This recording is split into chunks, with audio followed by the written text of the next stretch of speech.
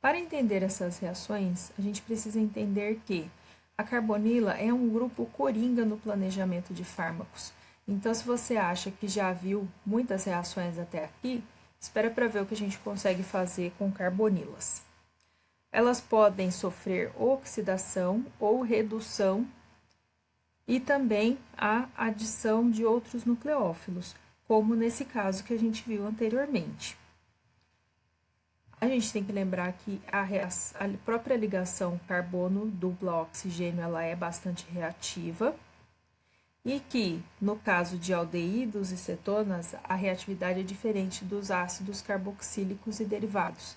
Então, a gente tem um capítulo para cada um e a gente vai ver em vídeos separados o que acontece com essas carbonilas. Falando então de carbonilas, é importante dizer que o carbono carbonílico ele já tem uma diferença de eletronegatividade entre os dois átomos, por isso o momento de polo é diferente de zero, e então o oxigênio fica sempre mais rico em elétrons do que o carbono. Isso por efeito indutivo. Mas a gente tem uma ligação dupla polarizada. Então, pelo efeito de ressonância, a gente tem uma carga formal no carbono. Quer dizer o quê? Graças a esse desequilíbrio de cargas, pela polarização e os efeitos de ressonância e indução, a gente tem que carbono da carbonila é pobre em elétrons. Ele é eletrofílico. E as reações que nós vamos ver então é considerando o carbono eletrofílico da carbonila. É importante também, antes de entrar nos mecanismos, pensar que a interconversão entre grupos pode representar uma oxidação, onde eu posso ver pelo número de ligações com o oxigênio. Então, no metanol eu tenho uma ligação com oxigênio, formaldeído, duas ligações com oxigênio, no ácido fórmico, 3 ligações com oxigênio, e finalmente no dióxido de carbono, CO2, 4 ligações. Então, eu aumento a oxidação do carbono quando eu aumento o número de ligações com o oxigênio. Quando a gente, então, faz as reações nessa direção, a gente oxida. E quando a gente faz reações nesta direção, a gente reduz o carbono, porque diminui o número de ligações com o oxigênio. Então, se eu tenho uma reação onde eu transformo um ácido carboxílico que tem uma, duas, 3 ligações com o oxigênio, num aldeído que tem somente 2, a gente reduziu. Houve uma redução. Então, eu digo que, seja lá qual for o reagente que eu utilizei aqui, é um agente redutor. E a gente vai ver que o hidreto de lítio-alumínio é realmente um agente redutor bastante comum. E aqui a gente vê uma segunda redução, porque o meu composto passou a ter apenas uma ligação com o oxigênio. Então, mais uma redução. Já no caso da reação representada aqui embaixo, a gente tem o álcool, uma ligação com o oxigênio, passando a aldeído. Então, são vários os reagentes oxidantes, mas a gente nem precisa saber quem é. Só de saber que aumentou o número de ligações com o oxigênio, já sabe que foi um agente oxidante.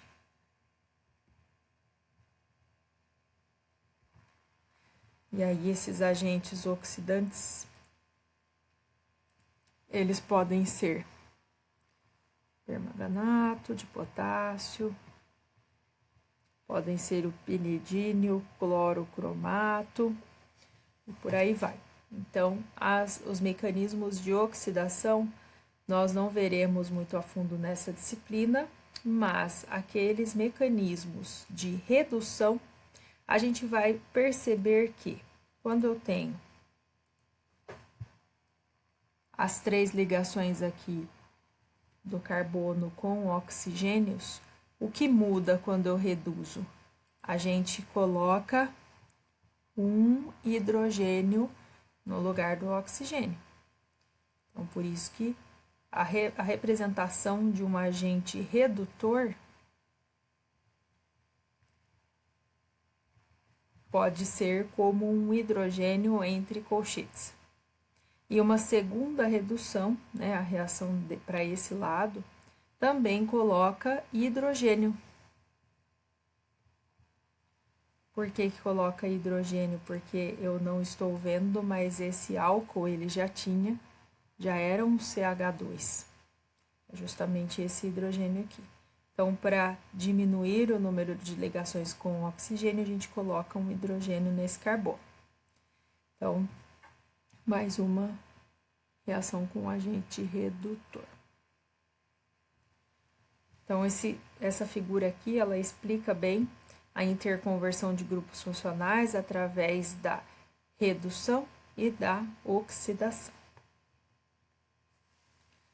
Aqui um exemplo bastante clássico da oxidação de carbonos, uma reação que acontece só com aldeídos, onde eu tenho COOH. Se a gente reage com o óxido de prata em meio básico ou com permanganato de potássio em meio básico, a gente forma então um agente mais oxidado e por fim uma segunda oxidação.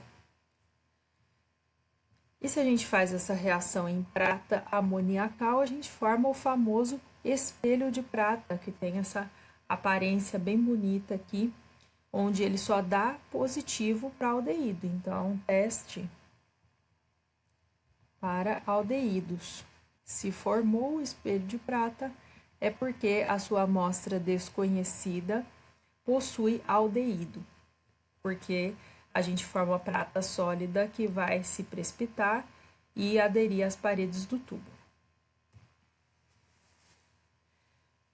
Os agentes redutores, então, eles vão transformar aldeídos em cetonas e álcoois, sempre lembrando que quando eu diminuo o número de ligações com hidrogênio, eu coloco uma ligação, diminuo as ligações com oxigênio, coloco uma ligação com hidrogênio. Então, esse hidreto de lítio-alumínio poderia escrever como um agente redutor. E ele tem 2 etapas aqui, a gente já vai ver por que ele precisa de 2 etapas de reação. Mas o fato é que nessas reações a gente adiciona um hidrogênio no carbono carbonílico e outro hidrogênio no oxigênio. Então, agora a gente já está apto a pensar em reações na carbonila como uma maneira de transformar grupos funcionais. E como a gente já falou, a reatividade de aldeídos e cetonas é diferente, só lembrando que para que seja aldeído ou cetona, esse R ele tem que ser alquil ou hidrogênio. Se for hidrogênio, é aldeído. Mas a reatividade vai ser, o mecanismo de reatividade vai ser bastante parecido. Então, a reação geral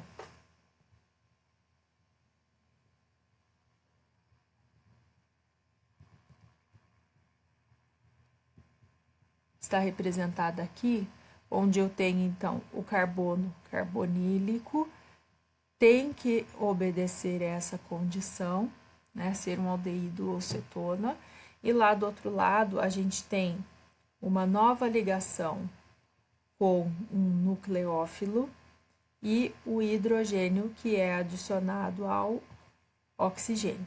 Então, na primeira etapa, a gente entra com o nucleófilo Na segunda etapa da reação, a gente entra com o ácido que vai protonar esse álcool.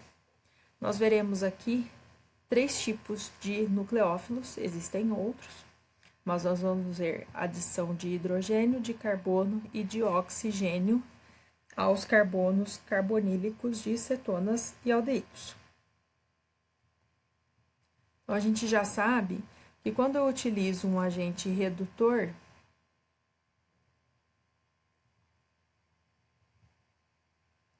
a gente tem a adição de um hidrogênio no carbono carbonílico e um hidrogênio no oxigênio que se forma. E aí, a gente pode utilizar como reagentes de adição de hidreto, tanto o borohidreto de sódio, que é um composto de boro, que ele fazendo 4 ligações com o hidrogênio fica com uma carga negativa, por isso é borohidreto. E a gente tem também o hidreto de lítio e alumínio. Então, mais uma vez também, o hidrogênio está ligado a um metal. E os dois têm aí como contra-íon um metal alcalino para que se equilibrem as cargas. Então, vamos olhar de mais perto o que acontece aqui. A gente tem a cetona e o aldeído. A única diferença é que quando a gente tem o radical alquila da cetona, ele tem 2 grupos doando carga por indução. Doando densidade de carga por indução. Enquanto no aldeído a gente tem somente um lado. Isso quer dizer que se este carbono é deficiente em elétrons e eu tenho só um grupo estabilizando essa carbonila, quer dizer que ele é mais reativo, considerando o carbono carbonílico, se comparado a uma cetona, que é menos reativa. Então, o primeiro fator para a gente pensar é a estabilização da carga parcial em uma cetona, e a outra questão é o efeito estérico de um radical alquila de cada lado. Isso deixa este carbono mais impedido para que haja impedimento estérico, dificultando então a adição neste carbono carbonílico quando comparado a aldeídos e cetonas. Mas o que a gente precisa gravar? O aldeído é mais reativo do que cetonas. Isso pode dizer que a gente às vezes precisa dar uma forcinha para as cetonas, tendo que utilizar, por exemplo, catalisadores, para poder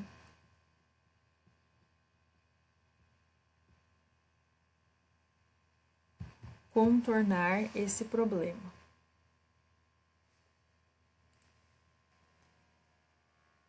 A gente já sabe que os nucleófilos são adicionados ao carbono carbonílico. E aí, para a gente lembrar o que são nucleófilos, a gente tem que pensar que são compostos ricos em elétrons.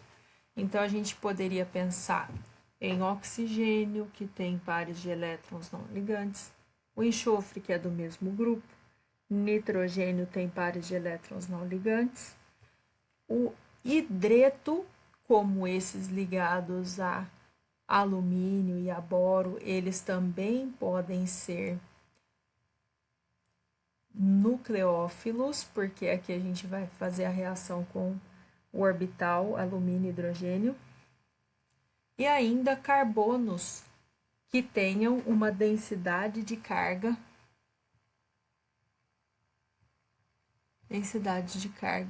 ou carga formal, como é o caso do ciano, negativa. A gente vai focar então nessa disciplina nucleófilos de oxigênio, de hidrogênio e de carbono.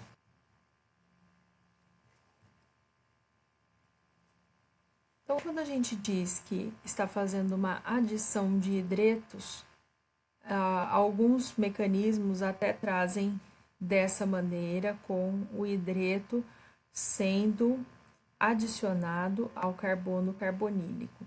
Então, a primeira etapa dessa reação é par de elétrons do hidrogênio atacam o carbono carbonílico, par de elétrons migra para o oxigênio e por isso fica com carga formal negativa.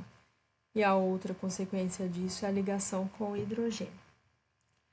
Então, alguns exemplos específicos para a gente conseguir reconhecer os padrões são: se eu tenho uma cetona, eu gero um álcool secundário com a nova ligação com o hidrogênio.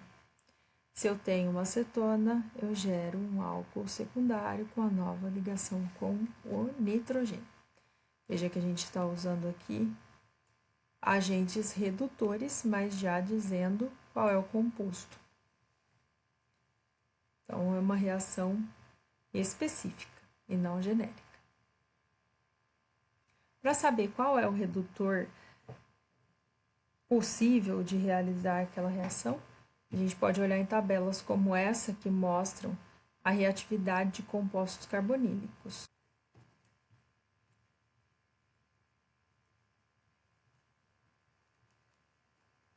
Vamos então fazer um exercício para pensar: se eu tenho esta cetona, qual seria o resultado nessas condições? Então, pause no vídeo e faz o seu exercício.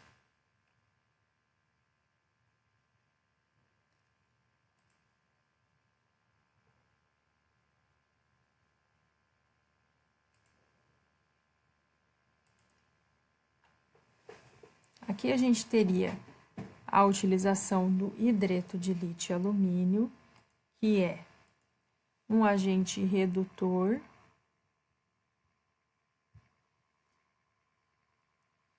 ele tem essa fórmula aqui.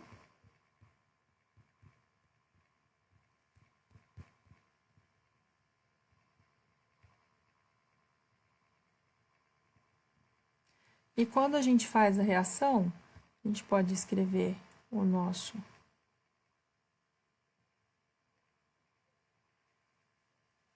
produto, só que, em vez de ter a dupla ligação aqui, a gente já faz a adição de um hidrogênio aqui e aqui. Porque eu sei que é um agente redutor, ou seja, é um nucleófilo de hidrogênio. Então, o que a gente tem adicionado nesse carbono carbonílico é hidrogênio.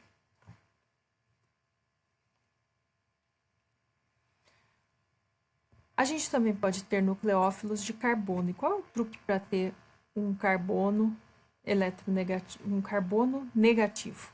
A gente tem que combinar carbono com metal. Quando a gente faz isso, o metal, que é pouco eletronegativo, menos ainda que o carbono, a gente tem um momento de polo na direção do carbono. E aí a gente tem uma densidade de carga negativa no carbono, enquanto a do metal é positiva. É exatamente o que acontece aqui no reagente de Grignard, onde a gente coloca um haleto de alquila reagindo com o magnésio sólido, a gente forma um composto onde essa ligação é polarizada, mas na direção do carbono. Então, a gente consegue fazer um nucleófilo de carbono através da ligação com metais. Essa ligação ela é tão polarizada que alguns autores até consideram como uma carga formal, como se fosse uma ligação iônica. Mas o fato é que a gente consegue um nucleófilo de carbono com carbono rico em elétrons. Um exemplo de ligação de compostos nucleófilos de carbono é que a ligação carbono-metal ataca o carbono carbonílico, e aí a gente tem a movimentação de elétrons gerando uma nova ligação carbono-carbono.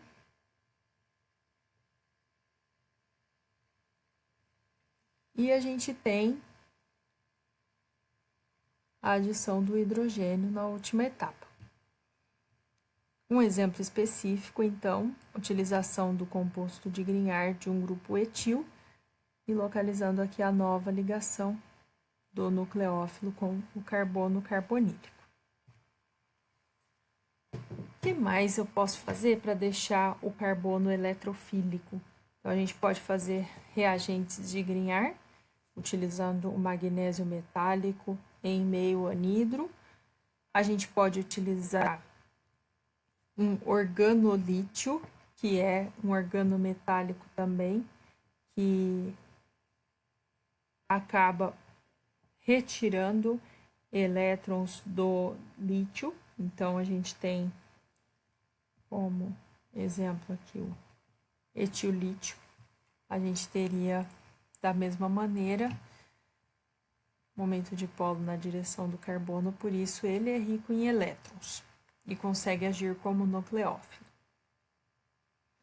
Então, para a gente escolher qual é o elemento que consegue fazer essa diferença, temos que escolher aqueles com menor eletronegatividade aqui na tabela periódica, para que o carbono tenha uma eletronegatividade superior e consiga ficar rico em elétrons nucleofílico para que hajam essas reações. Olha só como é importante essas reações, a gente consegue crescer a cadeia, como nesses exemplos que a gente está vendo aqui. Então, a gente consegue funcionalizar, dependendo do grupo, aqui a gente já entra com uma dupla ligação, mas sempre são formadas novas ligações simples carbono-carbono em cada um desses exemplos.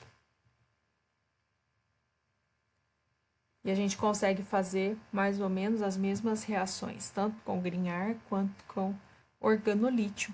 O importante é lembrar que a primeira etapa a gente utiliza o nucleófilo e na segunda etapa o HA, que é justamente aquele composto que vai fornecer o hidrogênio para neutralizar as cargas. Vamos fazer esse exercício então para treinar como é que acontece uma reação de Grignard. Uma adição de nucleófilo de carbono. Dá um pause no vídeo e faz o seu exercício. Para entender o que está acontecendo aqui, a gente sabe que na carbonila a gente tem um carbono rico em elétrons, deficiente em elétrons. Aqui a gente tem um nucleófilo de carbono, porque a ligação carbono-magnésio é polarizada, ficando com o carbono do anel aromático com densidade de carga positiva. Então, seguindo o padrão da reação geral, a gente tem um formaldeído, onde a nova ligação vai acontecer entre o carbono carbonílico e o nucleófilo, que está localizado justamente no carbono do anel aromático, enquanto na segunda etapa a minha espécie água, que será adicionada, consegue protonar o álcool. Então, isso daqui é a minha espécie HA, que vai fornecer um hidrogênio para protonar o álcool. Então, como é possível fazer novas ligações carbono-carbono? A gente consegue também fazer retrossíntese. Retrossíntese é justamente partindo de qual reagente a gente consegue chegar nesse composto. Dá um pause no vídeo e tenta rabiscar alguma coisa. Com certeza aquele post é full of spoilers. porque a gente tem as cores aqui dos compostos. Então, já sabendo que essas ligações devem provir de um composto, enquanto esta deve provir de outro. Então, a gente tem aqui a adição em uma carbonila de um nucleófilo de carbono, que é justamente a formação de uma nova ligação carbono-carbono e a adição de um hidrogênio no oxigênio. Esta seta aqui representa então retrossíntese, que é justamente você, a partir do produto, pensar em quais reagentes são possíveis de se obter este composto.